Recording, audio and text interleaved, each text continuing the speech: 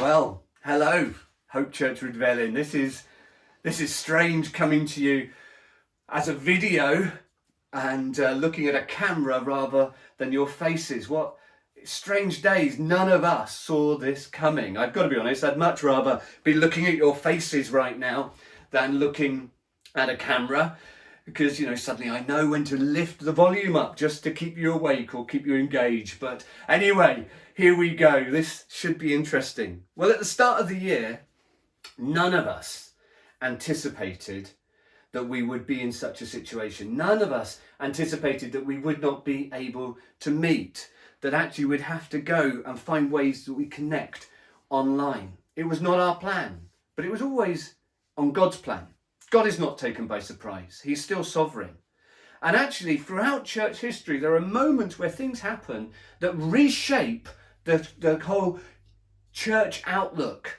There was a moment in Acts 7 and 8, when suddenly persecution comes against the church, and overnight the church spreads out and goes further.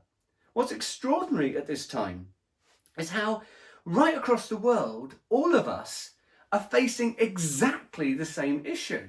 I was talking to my brother in Muscat just the other day, and then my friend Carson, who's over there in Dresden in Germany, and suddenly realised all of us are trying to work out, how do we now do church online? How do we do it that we connect? We've said for years we're not a meeting, we're not just a building, that we're people. And many of you will know that we as a family have been on lockdown since Monday in self-isolation. And do you know what's been the biggest privilege? It's just been loved by a church. There's nothing more incredible than being part of the family of God. There's nothing more incredible of knowing you've got brothers and sisters who are praying for you and who are there to help at such times. And I want all of you to know, any of you who are fearful right now, any of you who have had to self-isolate, any of you who are feeling poorly, please, you're not alone.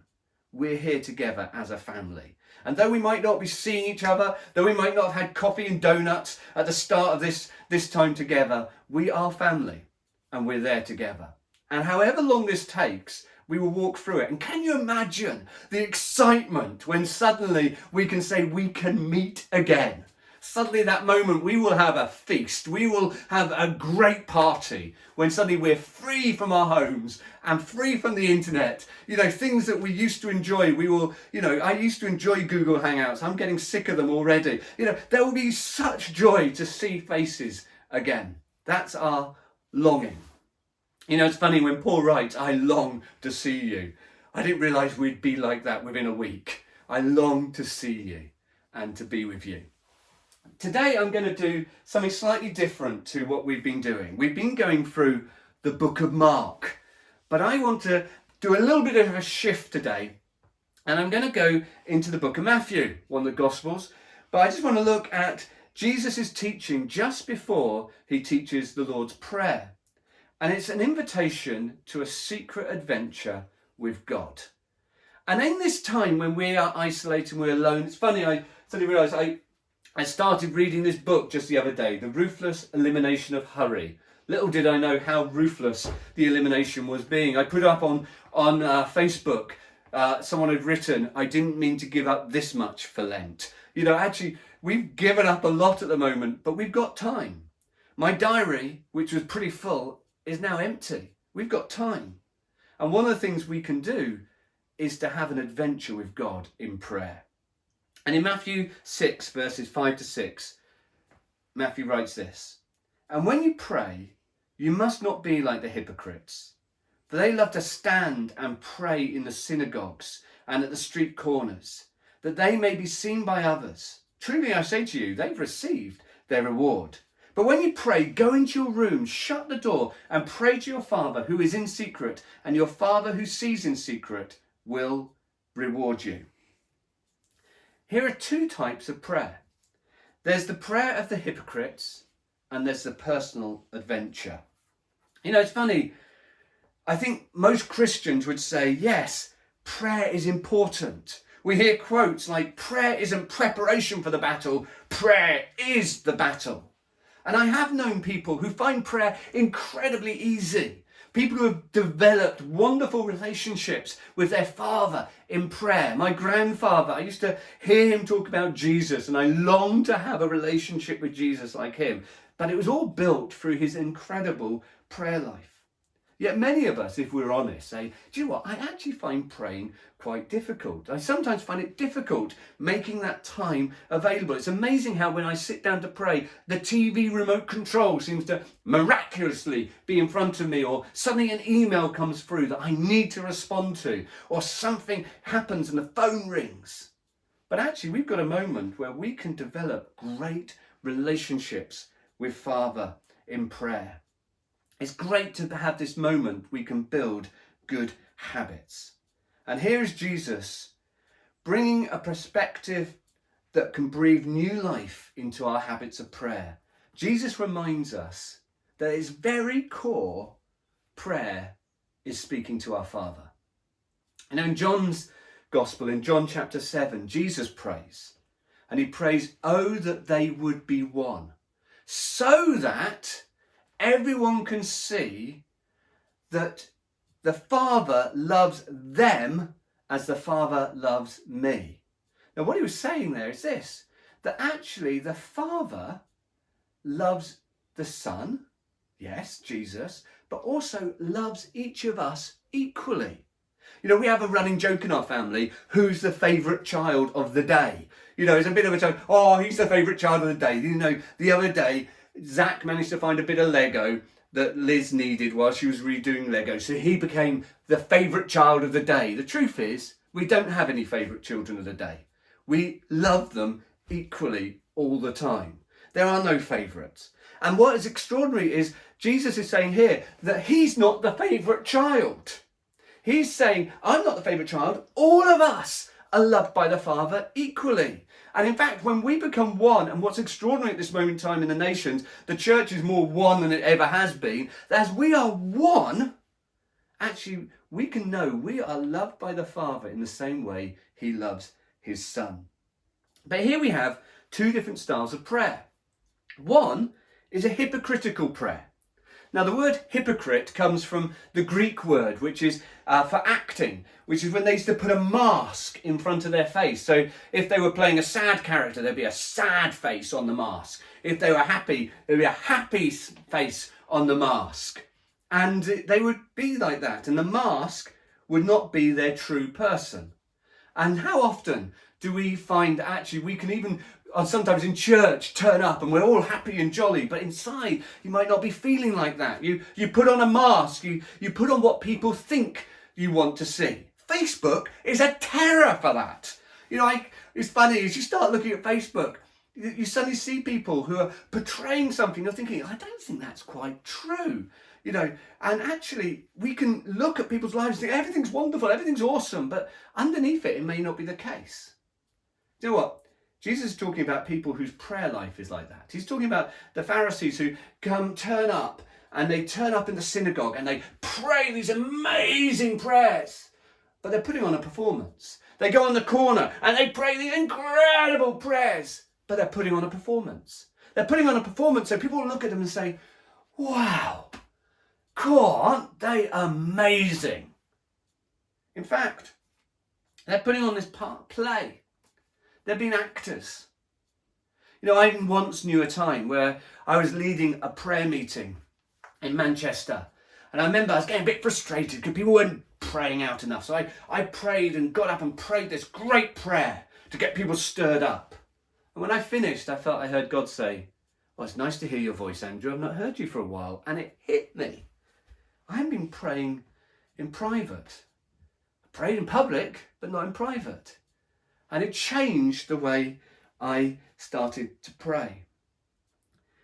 Now, what Jesus isn't saying here is that public prayer is all wrong. It's not a condemnation of public prayer. What he's saying is actually this type of prayer is wrong. The prayer which is just for show. The prayer which is just like an actor in front of everyone saying, look at me, look at my relationship with God. He's saying that is wrong. See, right through the book of Acts, there's amazing moments of public prayer.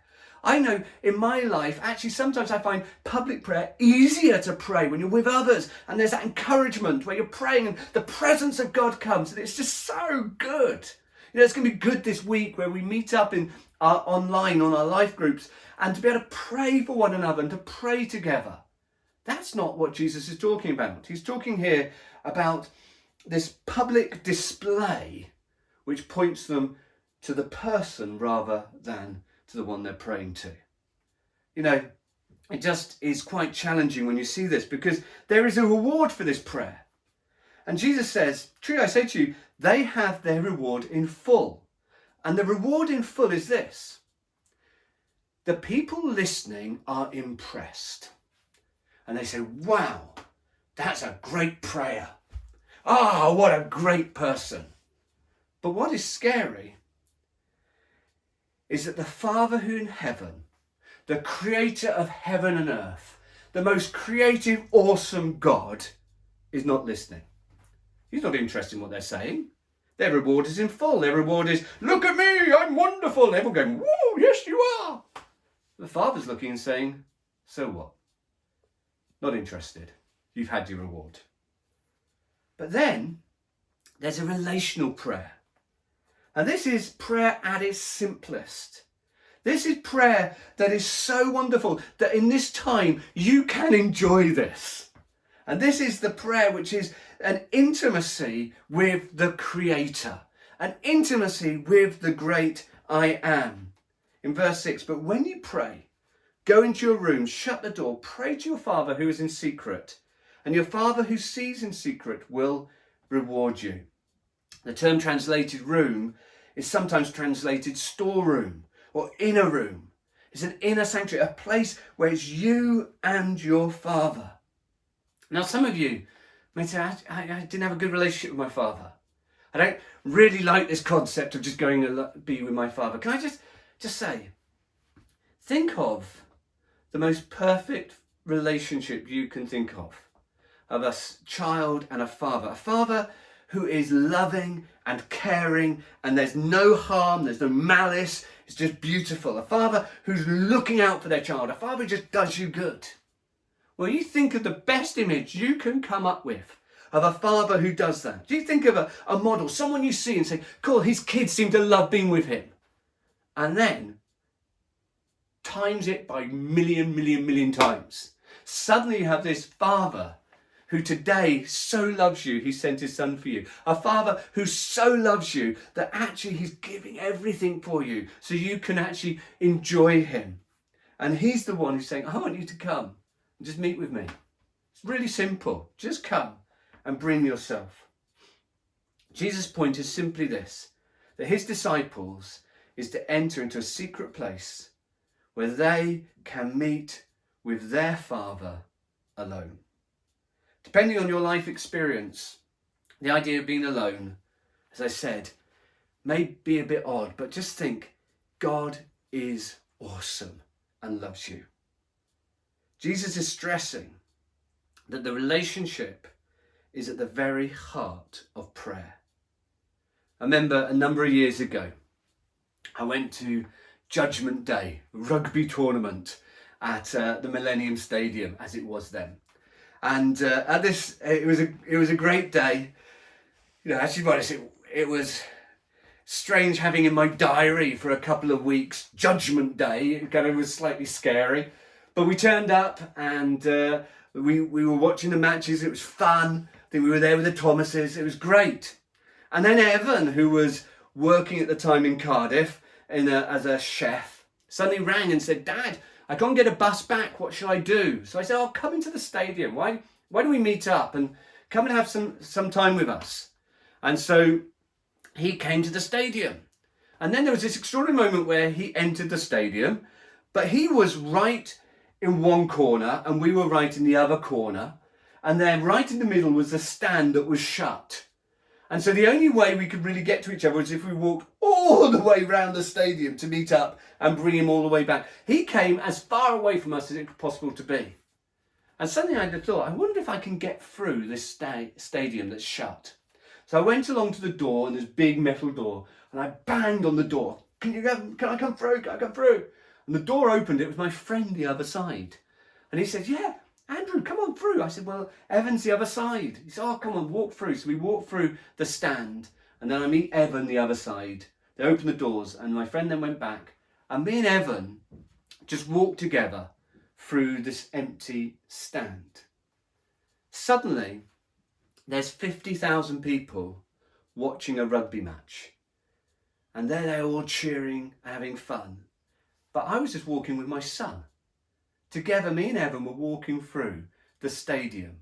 This massive crowd, it was just me and my son. And we were talking about his day. And suddenly he said, Dad, this is great. All these people are all interested in something, but it's just you and me having this conversation. And suddenly it thought, that is what prayer is like. The busyness of life, everyone else preoccupied, but you can suddenly, in any crowd, in any moment, have an intimate time with your Father where you can just talk about life. Talk about where you're at. Talk about how you're doing. You don't have to bring any pretense of how you're doing. You can just turn up and say, Father, I am struggling. Help me right now. You can say, Father, I'm praying for my friends. They're in trouble. What can we do to help? Suddenly it's just this intimate moment as you walk together and pray. Prayer isn't a matter of proper technique. It's mainly a matter of relationship. You don't think, do I pray right? How do I pray? Do I do this? Do you know what? You just come to your Father and say, Father, here I am. And in a minute, Jesus does teach the Lord's Prayer. Our Father, who art in heaven, hallowed be your name. Your kingdom come, your will be done on earth as it is in heaven. It's an incredible prayer. Just say, if you're new to the church, if you're new to faith, just find the Lord's Prayer and just pray it through. But don't have to pray word by word. Just pray it to our Father who's in heaven. Lord, you're in heaven? Wow, that's incredible. Heaven, you're there. Let your kingdom come. Your will be done. That which you want to happen right now. It's a relationship. Suddenly, this is a very different understanding of prayer to what other people have. Many people think prayer is complicated, something that you have to have a vast amount of skill. It's not. It's just having a conversation. If you can talk to someone, if you can say hello to someone, you know how to pray.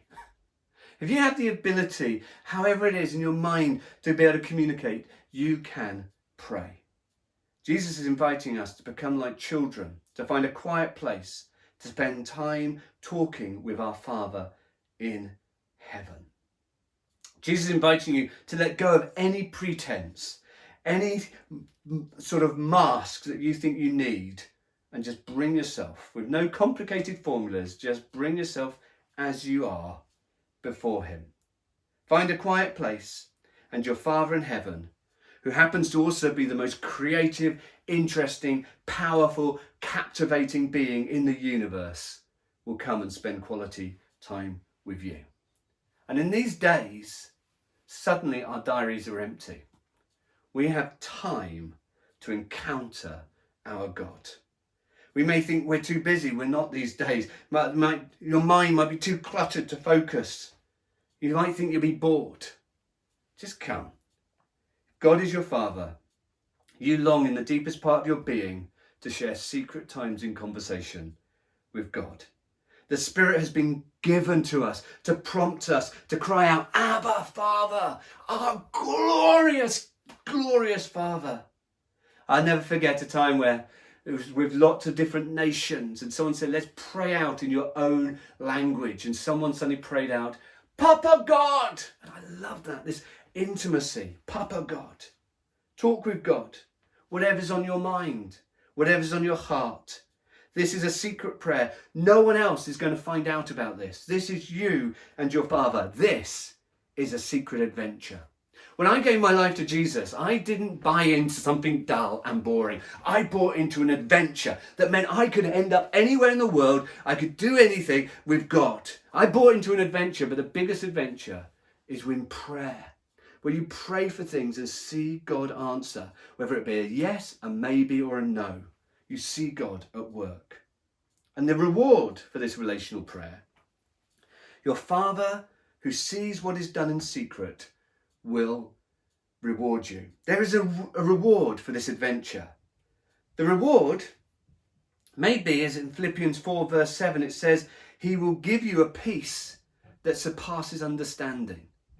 Right now, you might receive a peace at a time of fear and concern in the world. When we pray, the reward will be peace that is beyond any understanding. Peace in your spirit. Peace to be able to get up and do the day. You'll see prayers answered. Prayers for your children, prayers for your loved ones, prayers for your neighbours. We will see these things answered. We're on an adventure with God. Sometimes with God, what would you like me to pray for? And things will come to mind and you'll pray and you'll see it. We know that the Father gives good gifts to his children. And one of them is this wonderful relationship. You know, I sometimes think when we're together, wouldn't it be amazing if what people see is like an iceberg? What people see is this part of our relationship with God, but what God sees is something so much deeper. He sees something so much more amazing. Dr. Adrian Rogers says this: the greatest problem we face is not unanswered prayer, but unoffered prayer. Tragically, many of our prayers are so vague that if God were to answer them, we wouldn't even know it. And I just want to end with this personal reflection. Many of you know my mother died a number of years ago now. And before she went to glory, she had Alzheimer's. And Alzheimer's is a horrible illness. It's like the long goodbye. Bit by bit, layers of people's personality are taken off. And you start to see different things that maybe you weren't expecting to see. We were amazed that as the layers disappeared, we realised the mum we knew in private was the mum she really was. And what incredible was this: she was a woman of prayer. She'd built many, many years this deep relationship with the Father in prayer. And as everything else went, she forgot who I was. She forgot who my father was. She forgot all of us. She forgot how to speak. She forgot. She could just murmur different things.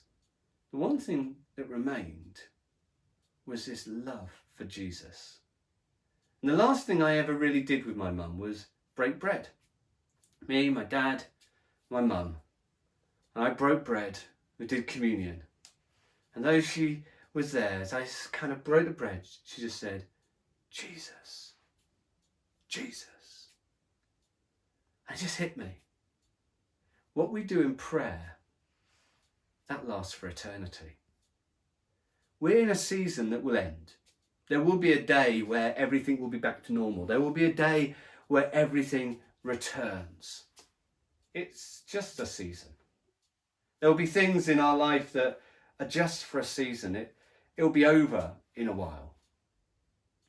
But your relationship with your Father, that lasts for eternity. That becomes who you really are. If there are people you struggle with, pray for them and you'll get God's heart for them. If there are people in your church you struggle with, pray for them. You'll get God's heart for them. If there are people in your workplace you struggle with, pray for them. You'll get God's heart for them. Let's become a people of prayer. Let this be a season where everything else goes. We, as Hope Church Redvellin, build a deep relationship with our Father. And actually, where everyone else is feeling fear and the panic buying and all that we're seeing, actually the overwhelming thing is peace. Peace in our soul. It is well with my soul. Why? Because we can pray. Let's shut our eyes. I'm just going to pray right now for us. Father, wherever we are, whichever room we're in, wherever this is happening, whoever's watching this, I want to pray right now for a secret adventure in prayer, that you will help us at this time to grow a deeper relationship with our Father in intimacy and the adventure that you've got for us. In your name, amen. Bless you all. See you soon. Take care.